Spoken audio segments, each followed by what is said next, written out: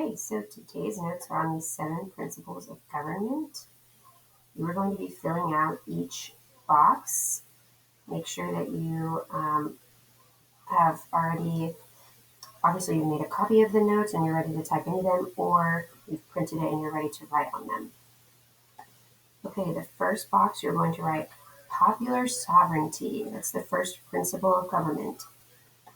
In the preamble of the Constitution, the beginning of the Constitution, it says, "We, the people of the United States, establish this Constitution for the United States of America." So it is a government by the people, for the people. So popular sovereignty. Okay, and sovereignty just means power.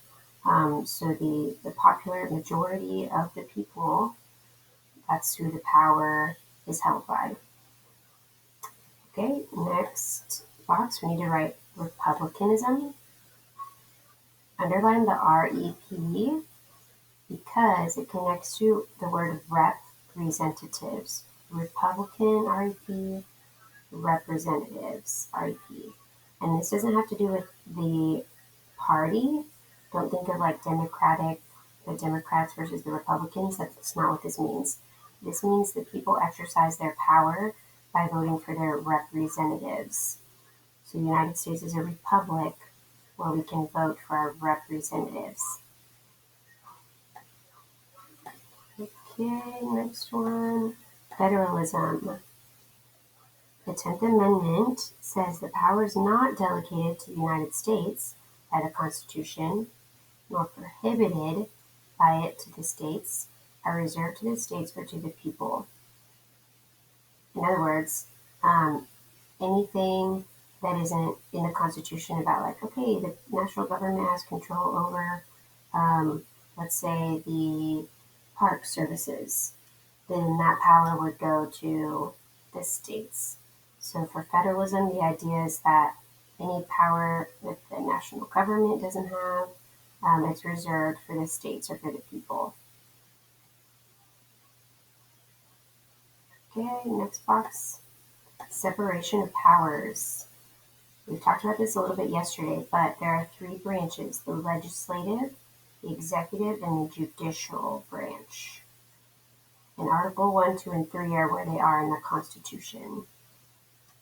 So that separates the government so that there isn't all one power in each branch.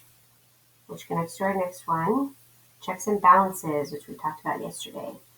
Articles 1 through 3. It's also inspired by Charles de Montesquieu. I always say his name wrong. Montesquieu. I'm probably butchering his name. I'm working on it. But he was writing that power should be a check to power. In other words, each of the branches, the legislative, the judicial, and the executive branch, are able to say to each other, "Hey, you can't do that," or "You don't have the right to do that because we need the balance of power to stay equal." Okay, next box is limited government. Article 1, Section 9, the Constitution lists the powers denied to the Congress. And Article 1, Section 10 forbids the states to take certain actions. So, in this picture, it says national level government and state level government. In other words, sorry, I had to sneeze real quick. In other words, and I had to pause the video.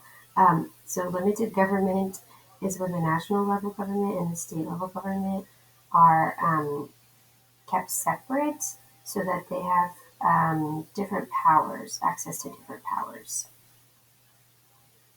In other words, like the state can't just do whatever they want and overpower the national government and be like, "Hey, this is what we're doing."